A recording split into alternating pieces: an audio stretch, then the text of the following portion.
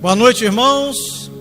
A graça e a paz do nosso Senhor e Salvador Jesus Cristo, amém? Amém. Mais um dia na casa do Senhor para louvar, engrandecer, bendizer o seu nome. Isso é maravilhoso. Quando nós estamos aqui na casa de Deus, é algo assim tremendo, porque nós poderíamos estar em muitos outros lugares, mas decidimos estar aqui em comunhão com os nossos irmãos e comunhão com o nosso Deus, amém? E hoje eu trouxe um tema muito importante para mim, muito importante para você, muito importante para todos nós. Nós vamos falar de ética cristã. E o que é ética cristã? O termo ética cristã significa o conjunto de normas que regem o bom comportamento do cristão em relação à irmandade e também em relação à sociedade. A ética é a análise que o crente deve fazer sobre seu comportamento. É a autocrítica necessária para o bom desenvolvimento da vida e da vida cristã. Então nós que somos filhos de Deus, que somos servos do Senhor, que somos chamados de cristãos aqui nesta terra, nós precisamos a cada dia fazer uma análise do nosso comportamento dentro da igreja, no nosso trabalho, na nossa casa, na nossa vizinhança, em todos os lugares que nós convivemos. Porque o cristão, ele é a imagem de Cristo. Quando as pessoas olham para nós e reconhecem cada um de nós como um cristão, eles estão olhando a imagem e semelhança de Deus. Então é por isso que nós a cada dia precisamos analisar a nossa vida, o nosso comportamento, aquilo que nós falamos, sabe? Nós precisamos analisar como tem sido a nossa vida. E tudo isso envolve a ética cristã. Então vamos lá. A finalidade da ética cristã. A ética cristã tem o objetivo de fazer o crente cristão salvo e nascido de novo uma pessoa equilibrada, controlada e dominadora de suas atitudes. Muito obrigado. Quer seja falada ou posicionada, todas as nossas atitudes devem conter ética e equilíbrio para não agredir as pessoas que nos cercam. Então, aquele crente cristão, salvo e nascido de novo. E por que crente cristão, salvo e nascido de novo? Porque é todo um caminho que nós percorremos. Nós somos crentes, cristão, porque cremos em Cristo, salvo, porque fomos tirados do reino das trevas e levados para o reino do Filho do seu amor, e nascido de novo. Que aí vai do nosso dia a dia, o nosso comportamento cristão, a nossa conduta cristã no dia a dia. Então o texto diz aqui que nós precisamos ser uma pessoa equilibrada, controlada e dominadora das nossas atitudes, quer sejam elas faladas ou posicionadas. Todas as nossas atitudes devem conter ética e equilíbrio para não agredir as pessoas que nos cercam. Então já houve um tempo em que o cristão, ele era conhecido por ser uma pessoa radical. era uma pessoa intolerante. Ele arrumava confusão com seu colega de trabalho que não era cristão. Ele arrumava confusão com seu vizinho que era de outra religião. Ele arrumava problema dentro da família depois que ele se convertia. Às vezes ele era de uma família que tinha determinadas coisas dentro de casa, e quando ele se convertia, queria pegar tudo que os outros tinham de outra religião, jogar no lixo, tacar fogo, falar mal daquelas pessoas, quando na verdade nós sabemos que o verdadeiro cristão, é claro que ele vai se incomodar com aquilo, mas qual é a atitude do verdadeiro cristão? Senão simplesmente orar por aquelas pessoas e colocá-las nas mãos de Deus. Então nós precisamos de um comportamento equilibrado. Me acompanhem agora em 1 de Pedro, capítulo 3, no versículo 12 e versículo 14.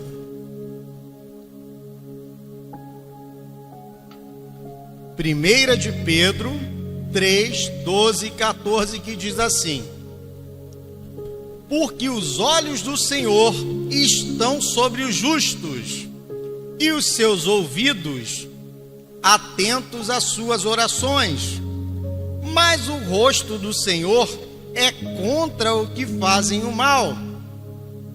E qual é aquele que vos fará mal, se fordes zeloso do bem?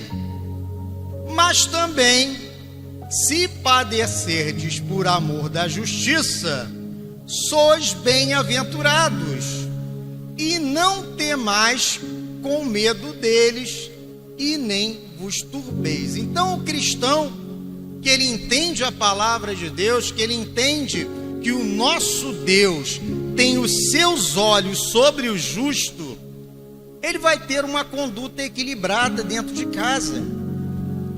Sabe, meus irmãos, já passou esse tempo do cristão raivoso, do cristão da cara fechada. Eu já contei aqui algumas vezes, eu era novo convertido, então rodava aí Belfor Roxo atrás de culto jovem. Eu era jovem naquela época, né? Faz um tempinho, mas eu era jovem. Então rodava aí as igrejas e cheguei numa determinada igreja batista que tinha um cidadão na portaria, e eu, na minha inocência de novo convertido, perguntei se tinha celebração naquele dia. E a pessoa que estava na portaria rispidamente me disse que não, hoje nós temos culto. Sabe, parece uma bobagem, mas para um novo convertido pesa no coração. Naquele dia eu entrei na igreja, louvei a Deus, glorifiquei o nome dele, falei com ele: Senhor, muito obrigado por estar aqui. Mas eu poderia também ter virado as minhas costas e ter ido embora, porque uma pessoa não teve equilíbrio para tratar um novo convertido que ainda não conhecia o palavreado do meio evangélico. Por isso eu perguntei se tinha celebração naquele dia. Mas na verdade nós estamos aqui para celebrar o nosso Deus, não é verdade? Então os olhos do Senhor estão sobre os justos, e os seus ouvidos atentos às suas orações. Mas o rosto do Senhor é contra os que fazem o mal. E qual é aquele que vos fará mal, se fordes zeloso do bem? Mas também, se padecerdes por amor da justiça, sois bem-aventurados. Então, meus irmãos, se nós sofrermos algum dano por amor à justiça de Deus, nós somos bem-aventurados. Não somos nós que temos que ir lá e fazer justiça com as próprias mãos. Se alguém te xingar, não xingue de volta. O que Deus está olhando, principalmente se for por questões ligadas ao Evangelho. Quantos apelidos aí nós já recebemos ao longo do tempo?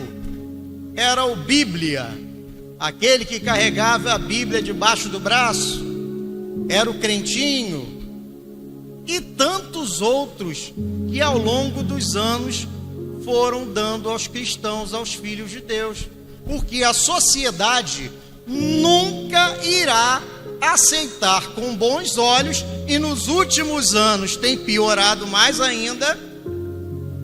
Eles não têm aceitado o cristianismo. Na verdade, há um preconceito crescente contra os cristãos, e eles vão te tratar mal. No próximo tópico, a ética na escola. Vamos falar hoje sobre ética em vários lugares.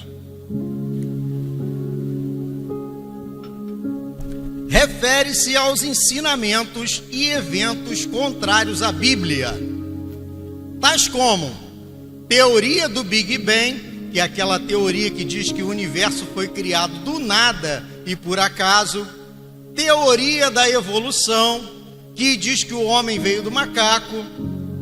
Na escola também tem as festas típicas, festas juninas, Halloween e outras. Também os dias comemorativos que remetem a outras religiões. Todos esses assuntos devem ser tratados com sabedoria, sem fanatismo e à luz da Bíblia. Eu trouxe esse tópico porque a maioria aqui sabe que eu trabalho em colégio. E isso aqui é algo que eu acompanho de perto. Colégio, você vai ter festa junina, você vai ter festa de Halloween, você vai ter festa da primavera, você vai ter festa da consciência negra, você vai ter um monte de festa dentro da escola. E lá eu observo, tem o pessoal mais radical que já fala logo: meus filhos não vão participar, nem adianta. Vão perder ponto. Tem o pessoal mais equilibrado que vai lá e conversa: olha só, meus filhos, eles vão participar, mas não vão dançar, vão estar presentes, não vão vir fantasiados, vão vir de uniforme, mas estarão presentes, participarão, receberão os pontos que são devidos, mas estarão presentes. E tem a outra ponta, que é o pessoal que não está nem aí. Pessoal que não está nem aí, é cristão, mas o filho participa de tudo, não quer nem saber. Então, meus irmãos, nós temos que tratar tudo com equilíbrio. Então, nem proibir demais, nem largar de mão. Temos que ser equilibrados. Na escola, nós vamos ter diversas atividades. Da mesma forma que ocorre na universidade, da mesma forma que ocorre lá no seu trabalho. E quantos cristãos têm que participar? Inclusive eu, quando tenho atividade lá na escola, eu como funcionário, eu tenho que estar presente. Eu estou lá presente, eu tiro fotos dos eventos, eu filmo os eventos, mas não preciso estar lá no meio dançando, fantasiado. Por quê? Porque faz parte da ética cristã. As pessoas sabem que eu sou cristão. As pessoas estão vendo que eu estou lá trabalhando. Estão vendo que os outros alunos que são cristãos estão fazendo as suas tarefas, estão participando daquilo que é devido, mas não estão caindo na gandaia. Então, meus irmãos, quando nós nos deparamos com situações como essas aqui, de festas, de Halloween, dias comemorativos, é preciso ter um equilíbrio. Da mesma forma, quando surgem as teorias na aula de ciências, não adianta ficar debatendo com o seu professor de ciências, dizendo que foi Deus que criou o universo. Ele vai colocar lá no quadro que foi o Big Bang, que o universo foi criado do nada e por acaso, e vai cair na prova que o universo foi criado do nada e por acaso. E o que você vai fazer? Vai escrever na prova lá: eu não concordo, foi Deus que criou o universo. Taca lá o versículo de Gênesis. Está certo isso? Não está certo. Você vai responder de acordo com o que o professor ensinou em sala de aula. Porque da mesma forma que o professor está ensinando na sala de aula, é a mesma questão que vai cair no concurso, é a mesma questão que vai cair no Enem, é a mesma questão que vai cair na universidade.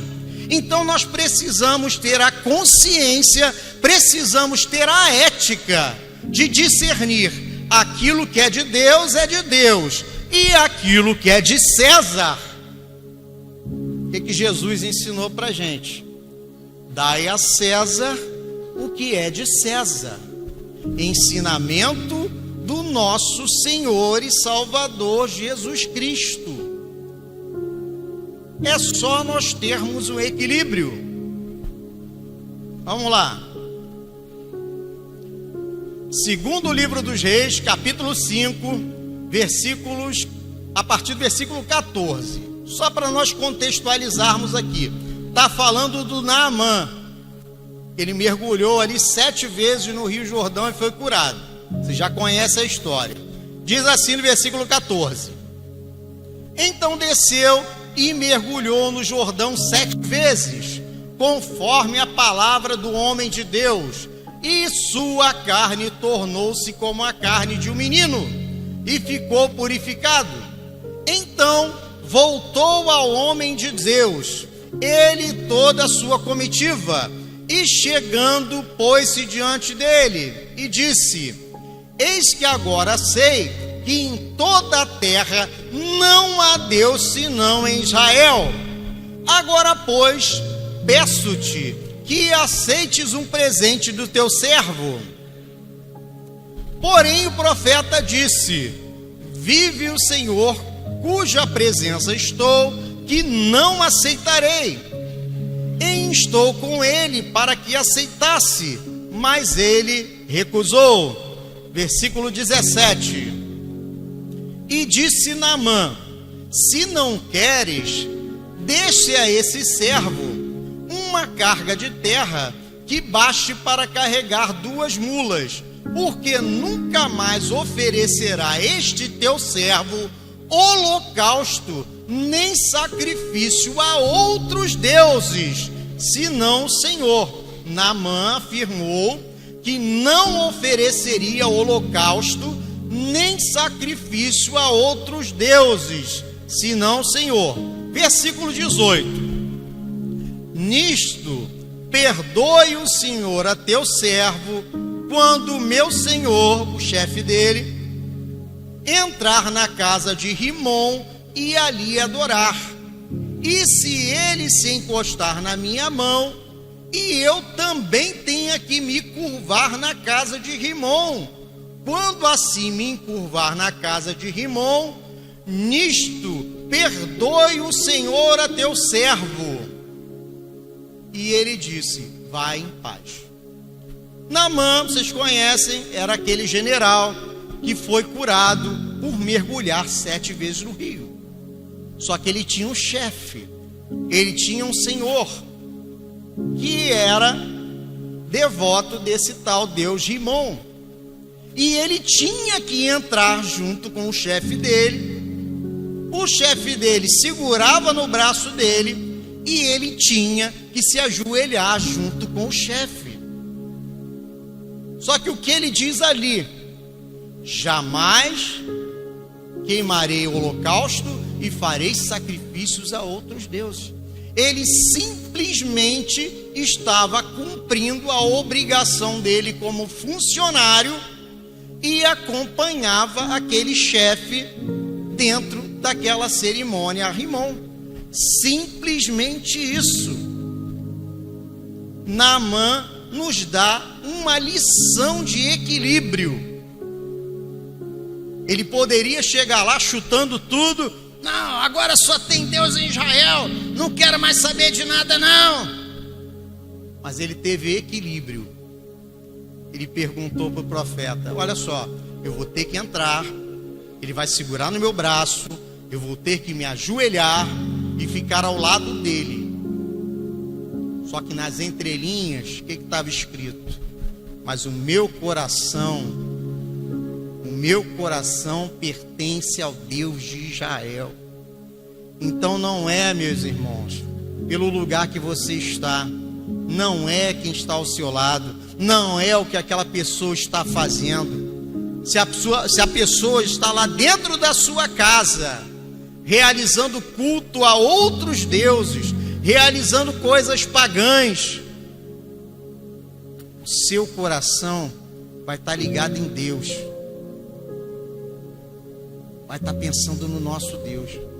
Não é para você arrumar confusão, não é para você bater, não é para você quebrar, não é para você jogar fora, não é para você gritar, não é para você esfregar a Bíblia na cara daquela pessoa, mas é simplesmente para você orar, entregar ao nosso Deus e fazer assim como Naamã. E o que o profeta falou com ele? Vá em paz, fica tranquilo, não esquenta a cabeça não, porque os olhos do Senhor estão sobre os justos. Os olhos do Senhor estão sobre nós. Ele conhece o nosso coração, Ele conhece a nossa mente, Ele conhece tudo aquilo que se passa no nosso coração. Sabe, meus irmãos, é uma lição para cada um de nós. Naamã, recém-convertido, ele dá uma lição para nós cristãos. Em primeiro lugar é Deus na nossa vida, mas em segundo lugar nós temos as nossas obrigações. Então dai a César o que é de César. Mais um, ética no trabalho. Refere-se ao posicionamento hostil dos colegas, tais como encarnações, provocações, perguntas tendenciosas, convites para festas mundanas e etc. Mas também se refere à nossa conduta, que deve ser discreta, como não ler a Bíblia no horário de trabalho, não ficar conversando sobre religião durante o expediente e não tentar converter as pessoas à força. É muito semelhante ao que nós já falamos. No seu trabalho vai ser encarnado, vai sofrer provocação, as pessoas vão te importunar porque você é cristão. E como eu já disse, isso tem aumentado muito. O cristão tem sido muito perseguido de acordo com as suas convicções. Então nós precisamos ter cuidado com isso.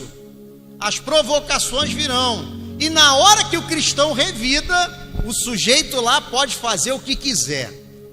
Ele pode te xingar do que quiser, falar o que quiser de você. Não vai ter patrão para te defender, não vai ter gerente, não vai ter justiça. Mas na hora que o cristão revidar, aí o negócio fica difícil.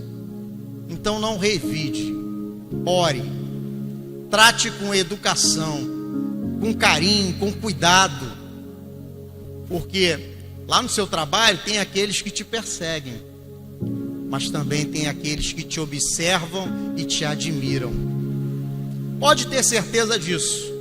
Tem aqueles que te observam e te admiram, e tem muito mais gente que te observa e te admira na hora que você é perseguido e que você não devolve o coice com 4 pedras, do que aqueles que te perseguem.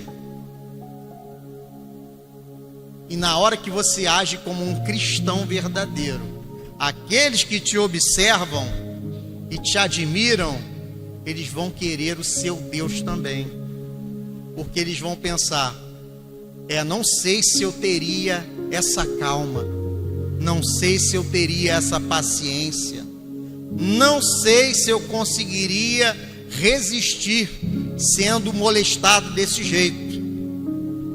E aí diz aqui ainda: convites para festas mundanas e etc. Quantas empresas não tem a famosa confraternização de final de ano, hein? Todo mundo conhece o raio da confraternização de final de ano da empresa. O que acontece no dia seguinte dessa confraternização? É aquela fofocaiada dentro da empresa, é o fulano que bebeu demais, é o outro que traiu a mulher, é o outro que arrumou problema, falou mal na cara do chefe que já tinha tomado uns goró. Aí sim, meu irmão, se você puder evitar comparecer a essas situações, é bom.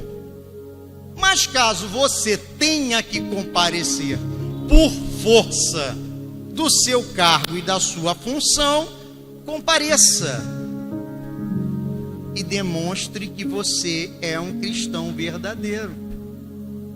Porque no dia seguinte, quando tiver a fofocaiada, o seu nome não será lembrado, porque as pessoas verão que você se comportou de maneira adequada.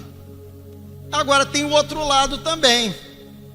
O cristão que quer ler a Bíblia no horário de trabalho, fica conversando sobre religião durante o expediente e tenta converter todo mundo à força. Aí tem que fazer uma reflexão. Horário de trabalho é para trabalhar. Horário de trabalho é para exercer a sua função. Horário de trabalho é para você prestar um serviço que a empresa está te pagando pela hora que você está doando e pela sua mão de obra. Não é hora de ficar lendo a Bíblia durante o horário de trabalho. Não é hora de ficar falando de religião. Não é hora de você ficar tentando converter o seu colega de trabalho à força. Porque não somos nós que convertemos ninguém, mas é o Espírito Santo que convence o homem do pecado, da justiça e do juízo. Então há de se ter um equilíbrio, há de se ter ética cristã dentro do nosso trabalho. Porque aí, se faltar a ética, não vai ser só o Robson que vai ser achincalhado, não. Ah, o Robson não vale nada, esse cara é problemático, só vive falando aí de Bíblia durante o trabalho, só vive arrumando problema. Não vai ser só o Robson, não. Vai ser a igreja de Cristo, vai ser o nome do cristão. Ah, esses crentes são tudo problemáticos, não vou contratar mais crente aqui na empresa, não, porque crente só vive arrumando problema dentro da empresa, não tem noção nenhuma, quer ficar orando na hora do trabalho, vai para o banheiro para ficar lendo Bíblia. Não é só você, não sou só eu, mas é o nome do cristão e o nome de Cristo que estará sendo achincalhado. Mateus, capítulo 5, versículo 11.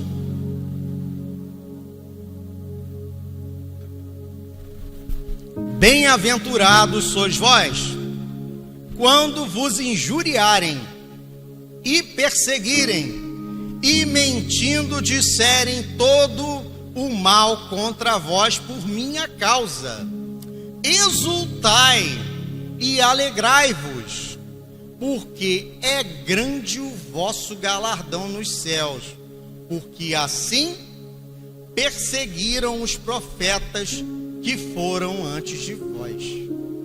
Bem-aventurados sois vós, quando vos injuriarem e perseguirem, e mentindo disserem todo o mal contra vós por minha causa. Exultai e alegrai-vos, porque é grande o vosso galardão nos céus, porque assim perseguiram os profetas que foram antes de vós. Meus irmãos, deixa falar mal, deixa perseguir. Bem-aventurados são aqueles que são perseguidos por causa do Evangelho de Cristo. Bem-aventurados. O nosso Deus olha com bons olhos aqueles que guardam a sua palavra, aqueles que são perseguidos por causa dessa palavra. Próximo, a ética na sociedade.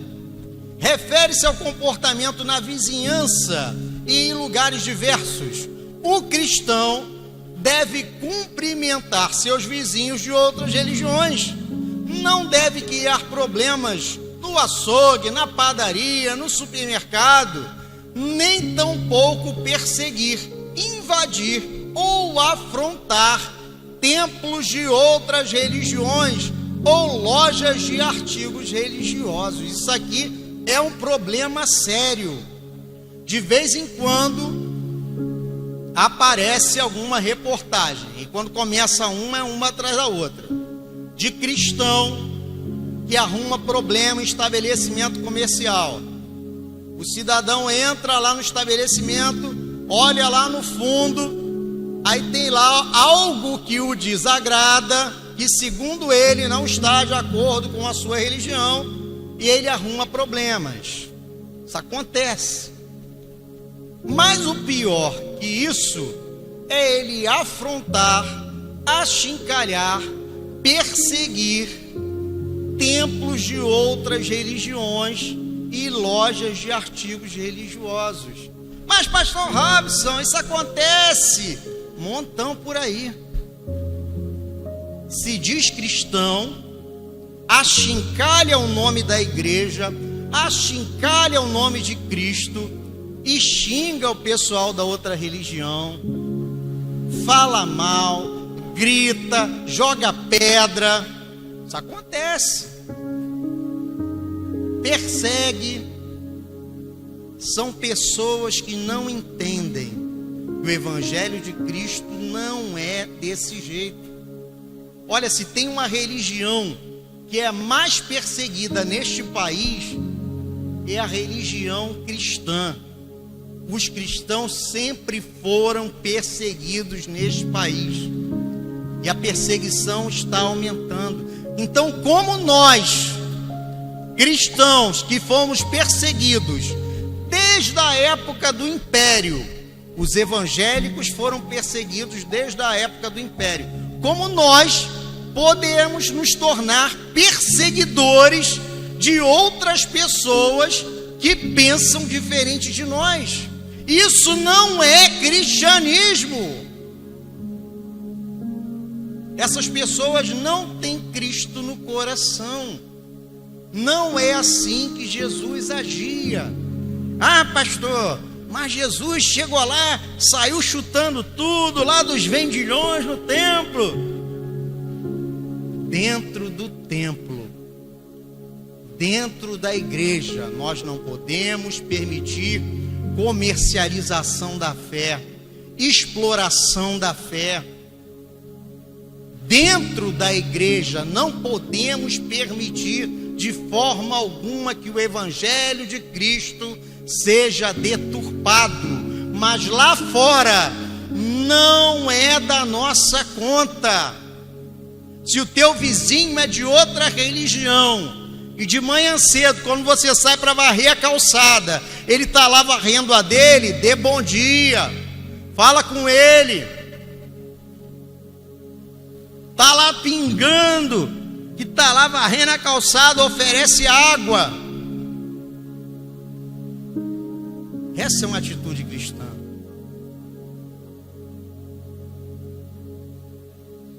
Dia de domingo, às vezes aparece lá na tua porta aquela pessoa com aquele guarda-chuvinha que você conhece bem, oferece água.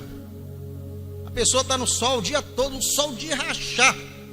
E eu admiro, sabe, a disposição que eles têm de sair naquele sol de rachar para fazer o que eles acham que é o correto. Então oferece uma água, trata bem, não trata mal. Isso é cristianismo. Agora a pessoa chega na tua casa, você trata com 4 pedras. Ah, eu já sou crente, sai daqui que eu já sou crente. O cara vai falar, esse aí é crente? Eu acho que a gente tem que voltar aqui mais vezes, Porque esse aí não é crente, não.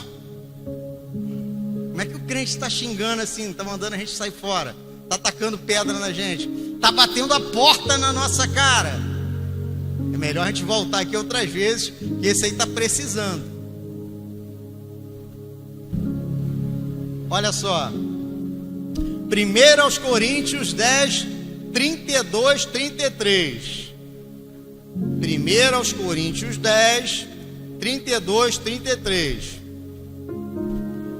Portai-vos de modo que não deis escândalo, nem aos judeus, nem aos gregos, nem à igreja de Deus, como também eu em tudo agrado a todos, não buscando o meu próprio proveito, mas o de muitos, para que assim se possam salvar.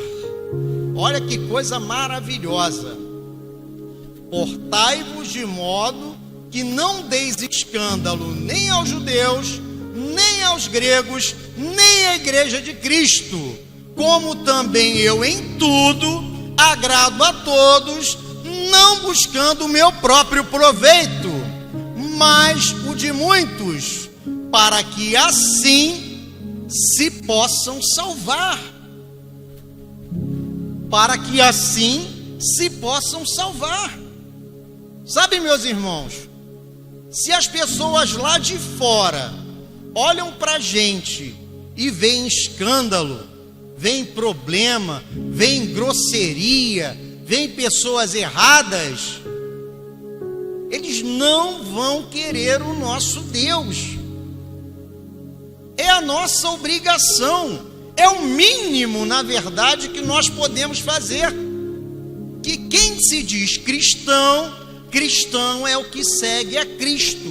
Então, se nós dizemos que nós seguimos a Cristo, nós temos que seguir o seu exemplo. E as pessoas lá fora vão enxergar que nós estamos seguindo o exemplo de Jesus. Para quê? Para que assim se possam salvar. Para que assim se possam salvar. Para que uma igreja vazia?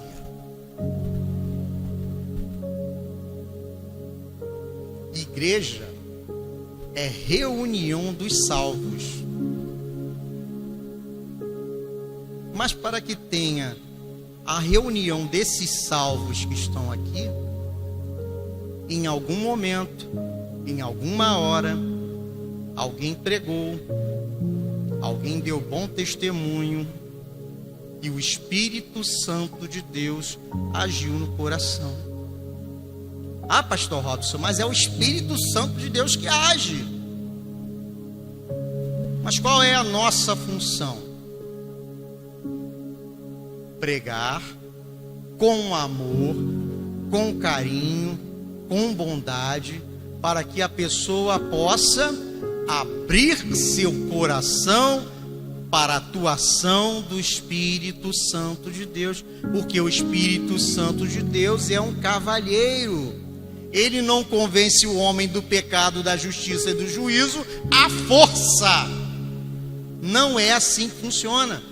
Não é como nas outras religiões por aí. Se o sujeito nasceu filho daquela determinada religião, ele obrigatoriamente é daquela religião. Se ele nasceu de uma outra religião, ele é obrigatoriamente daquela religião. Conosco, filho de Deus, não é assim que funciona.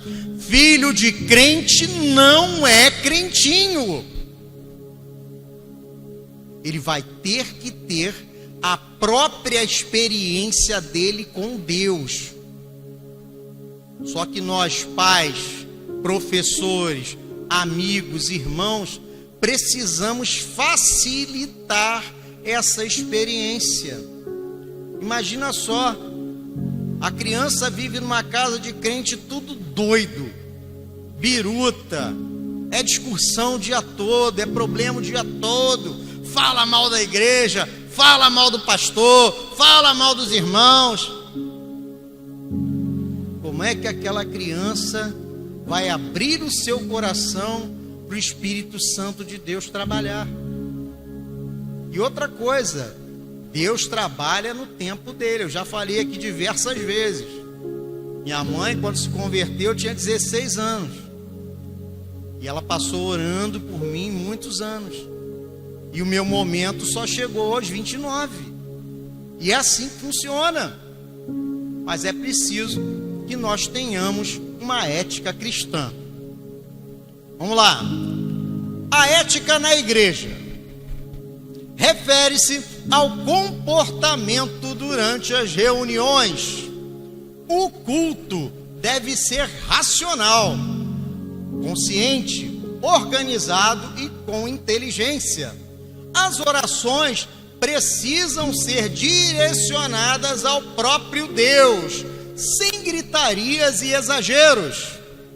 O louvor e a adoração devem ser entoados com decência e ordem, sem extravagâncias ou excessos. E as pregações, ensinos e anúncios devem ser ouvidos em silêncio, sem conversas paralelas e com atenção para com a palavra de Deus. Então vamos por partes. O culto deve ser racional, consciente, organizado e com inteligência. O nosso culto precisa ser racional, organizado e com inteligência.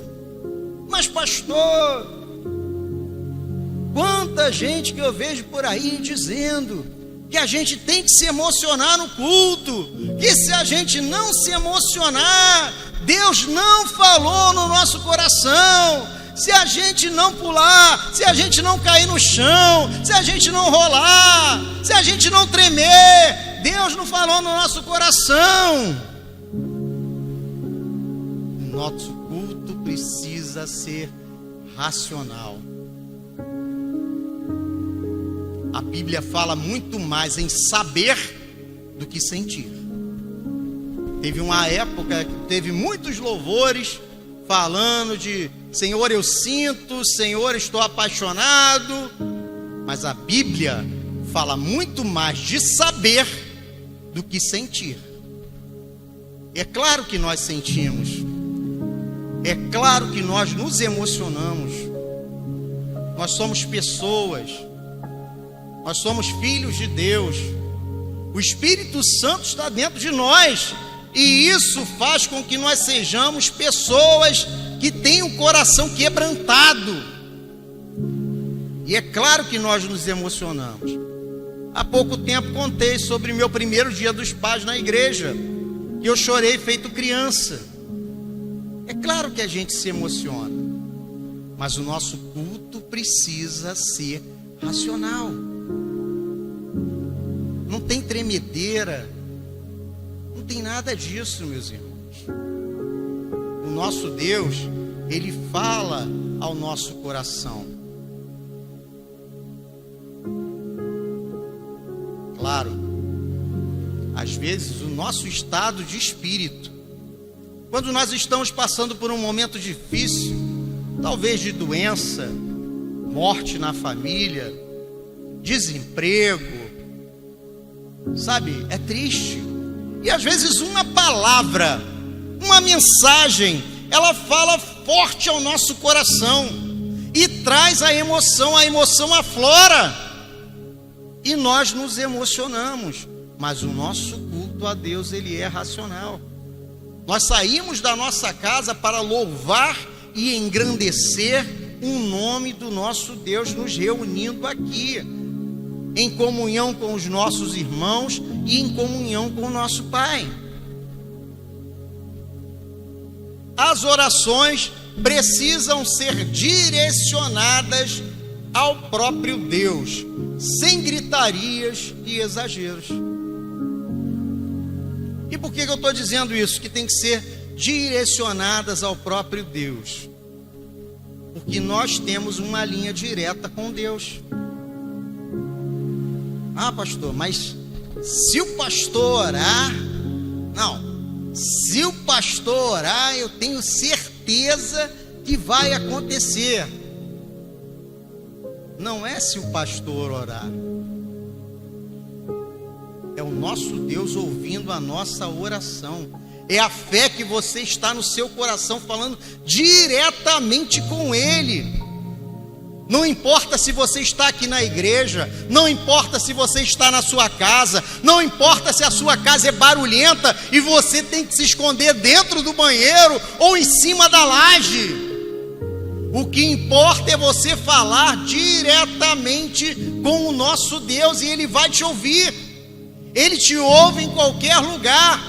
Se o meu povo que se chama pelo meu nome se humilhar e orar e buscar a minha face, eu os ouvirei do céu. É assim que funciona.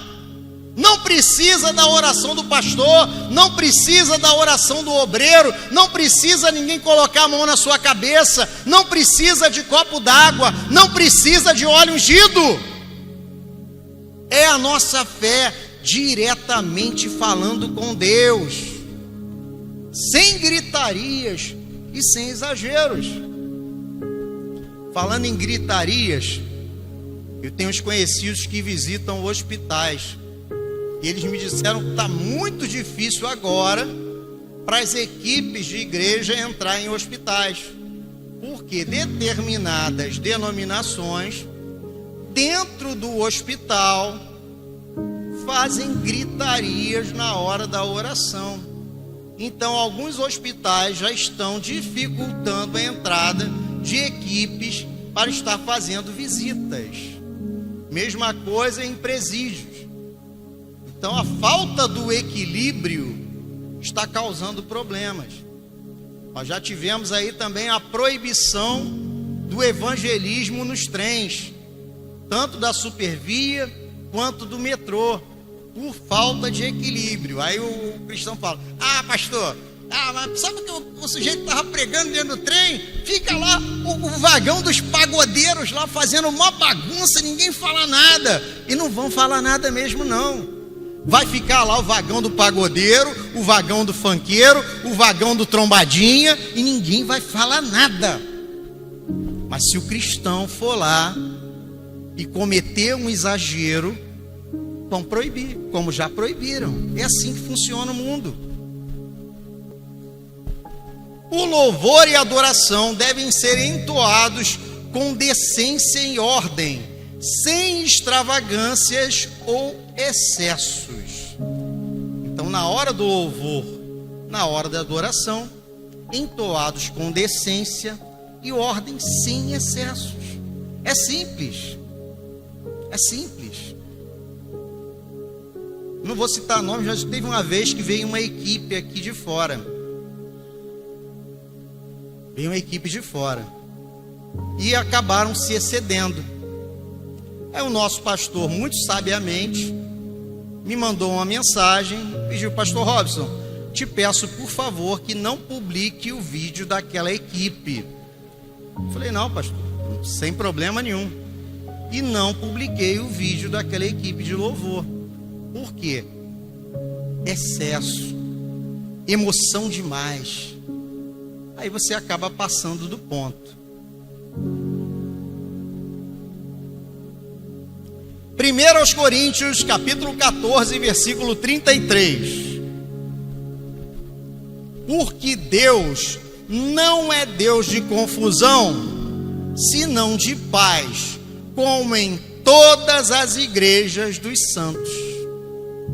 Porque Deus não é Deus de confusão, senão de paz, como em todas as igrejas dos santos. É simples assim. O nosso Deus não é Deus de confusão, o nosso Deus não é Deus de problema, o nosso Deus é um Deus de paz. E também em 1 Coríntios, capítulo 13, versículo 11, diz assim: quando eu era menino, falava como menino, sentia como menino, discorria como menino, mas logo que cheguei a ser homem, acabei com as coisas de menino.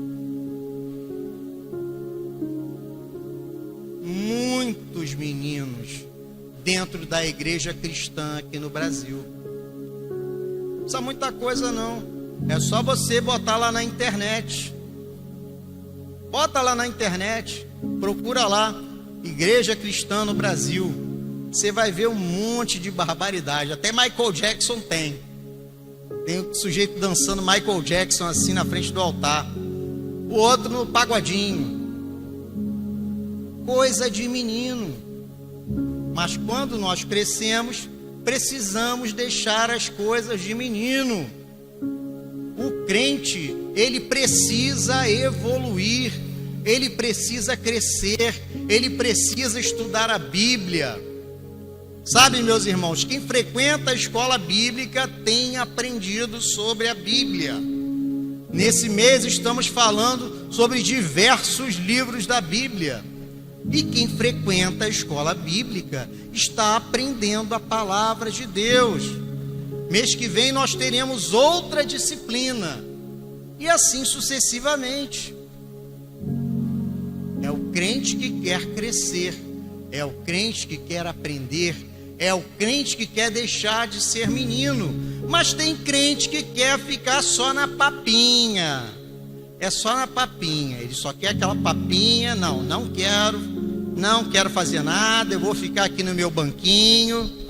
O pastor já falou aqui diversas vezes. Tem 5 ministérios na igreja, mas eu não quero saber disso não. Eu quero só uma papinha, não quero participar, não quero trabalhar. Tá ali vários ministérios, estão precisando de gente, mas eu não quero. Mas aquele que quer crescer, aquele que quer deixar de ser menino, aquele que quer aprender, aquele que quer ter intimidade com Deus, aquele que quer a cada dia estar evoluindo na casa do Senhor, ele precisa deixar de ser menino e se tornar um homem e uma mulher de Deus. A ética entre os irmãos refere-se ao relacionamento com irmãos. Isso inclui não ser fofocante ou fofoquinte. Que coisa é essa, pastor? O que é fofocante? O que é fofoquinte? Fofocante é aquele que gosta de contar a fofoca. E fofoquinte, pastor, é aquele que gosta de ouvir. Ele está em todo lugar atrás de uma fofoquinha. Ai, tá sabendo da nova aí? Me conta aí, me conta aí. E o fofocante já vai lá, vou te contar, hein, vou te contar. Então o cristão, ele tem que evitar ser fofocante e fofoquinte. Não entrar na vida particular, íntima e familiar dos irmãos, a não ser que seja necessário. Não fazer comentários estéticos maldosos, como comentar sobre o peso, cabelo e a aparência do outro. E precisa ser sincero e transparente. Meus irmãos, a Igreja de Cristo aqui na Terra já foi conhecida por ser fofoqueiro. E em muitos lugares ainda é conhecida assim. O sujeito quer saber de tudo. Ele conta a vida de todo mundo. Chega na igreja, aí senta do lado de um, daqui a pouco levanta, senta do lado de outro e vai contando uma fofoca aqui, uma fofoca ali, uma fofoca acolá. O fofocante. E o fofoquinte é o contrário, ele vai pulando de banco em banco atrás de uma nova fofoca. Você está sabendo lá da casa do pastor, da vida do pastor? Ih, pastor Robson, eu fiquei sabendo do negócio do pastor Robson aí. Olha, vou te contar, hein? Não é brincadeira não, hein? Aí o outro, também quero saber, fala para mim. É o fofocante e o fofoquinte. Coisas que não edificam ninguém. É só para arrumar problema, só para arrumar confusão. Não é para edificar a vida de ninguém. Não entra na vida particular, íntima e familiar dos irmãos. Sabe, o cristão que tem ética, ele não vai se meter na sua vida particular, a não ser que seja necessário. Nós temos aqui a equipe dos diáconos que fazem visitas. E é necessário, se a pessoa os procurar, que eles digam o que está acontecendo, solicitam uma visita.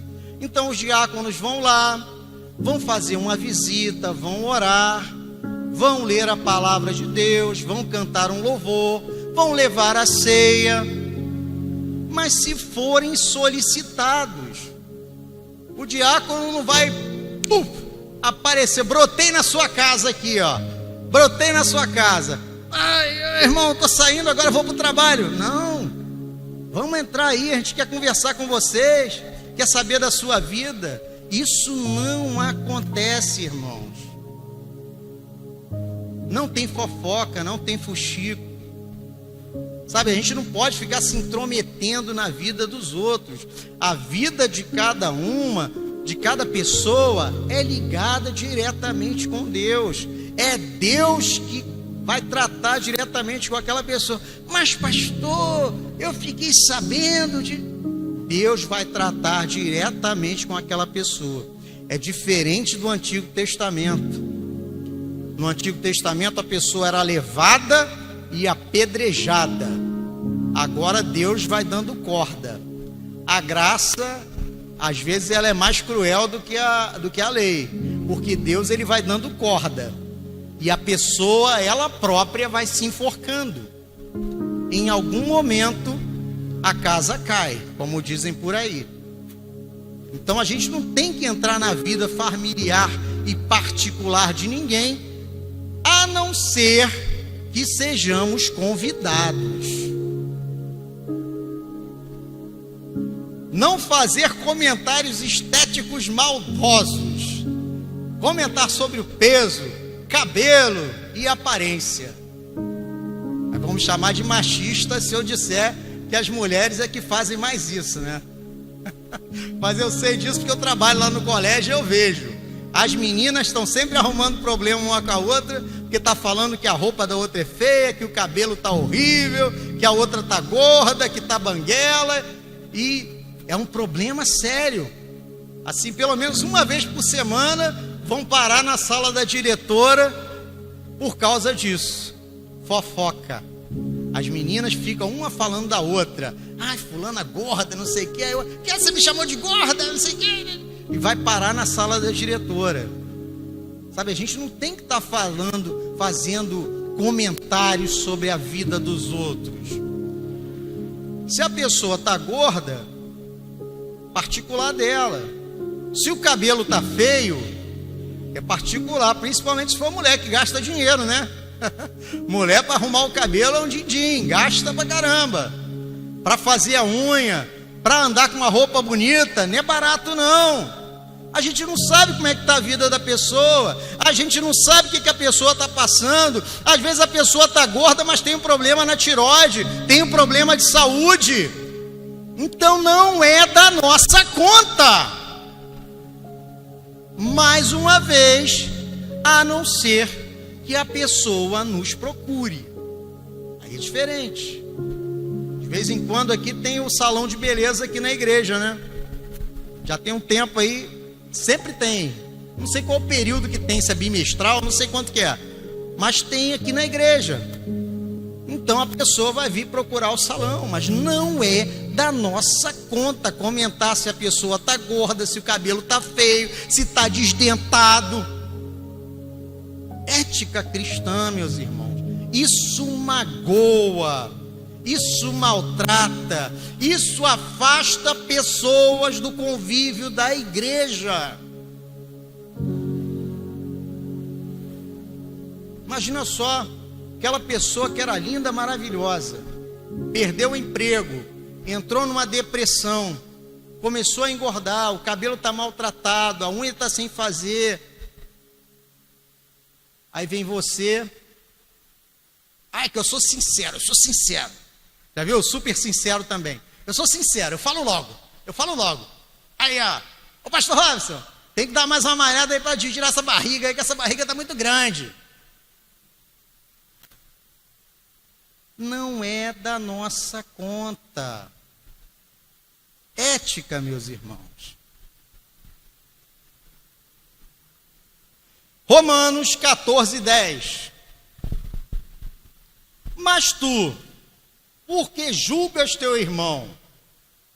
Ou tu também, porque desprezas teu irmão? Pois todos havemos de comparecer ante o tribunal de Cristo. Olha, uma pergunta, hein? Mas tu, por que julgas teu irmão? Ou tu também, por que despreza teu irmão? Todos havemos de comparecer ante o tribunal de Cristo. Todos nós estaremos perante o tribunal de Cristo. E cada um de nós vai responder por si mesmo. Se é casado, seu esposo vai responder por ele, você vai responder por você. Seu filho vai responder por ele mesmo. Seu outro filho vai responder por ele. Cada um de nós vai responder diante do tribunal de Cristo. Quase terminando.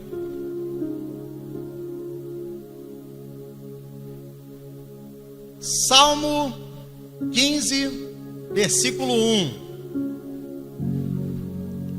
Senhor, quem habitará no teu tabernáculo? Quem morará no teu santo monte?